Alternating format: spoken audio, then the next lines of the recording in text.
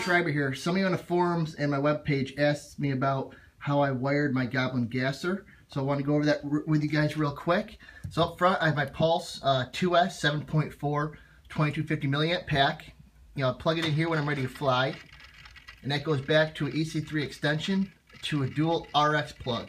One goes directly into the Icon flybarless system. The other goes into a Y harness. From that Y harness, one goes into my Futaba S bus, and one the Scorpion backup guard plugs into. So let me show you the other side of the model and how I wired all that side up. So on this side of the model, you'll see I have my Western Robotics LiPo battery monitor. Up here, my Scorpion backup guard, and then here's a charge lead for it. I usually just tuck it in the frame there. All right, so after I plug the helicopter in, the Western Robotics, let me try to plug this in with one hand here. So after the Western Robotics goes through its check, I got full lit battery right now, bright blue LED. You can see as I move stuff, it kind of flickers a little. So before I fly, I flip on the Scorpion backup guard. If at any time I get vibration, I have a short, or my battery fails, and the flight pack comes unplugged, the Scorpion backup guard takes over. I have full control.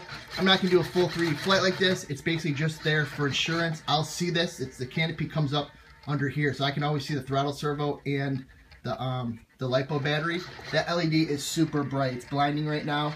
I can see it in a bright sunny day, probably from a couple hundred feet out. And again, as soon as I restore power, light goes back to solid blue. So without that battery voltage there, I'd be dead in the water if that came unplugged. So that's how that works. Again, one of you guys on the forums asked how it was hooked up. So again, from the EC3 in the front, the cord goes back. One of the RX ones plugs directly into the Icon. Then sitting under here, I have a little Y harness. From that, one of the powers goes into the S bus, and then secondary line, or the line from the Scorpion backup guard plugs into that Y harness. So at any point, I always have some type of power on my system, even if the flight pack goes bad or vice versa. I've ran the Scorpion backup bug guard on some of my other machines. The reason it's so important on this is gasoline, so there is some more vibration over standard electric system. So that is why I did on this one. Next time I'm at the field, I'll give you guys more overview on this whole Leviathan gas conversion, so you guys can get a better look.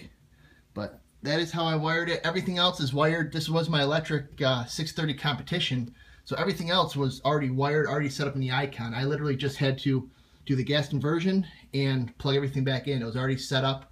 I didn't change the gains. I didn't change the tail gain. It was already saved in the Icon. So that is the wiring on my Goblin gas conversion. Next time we're out at the field, I'll give you guys a better look.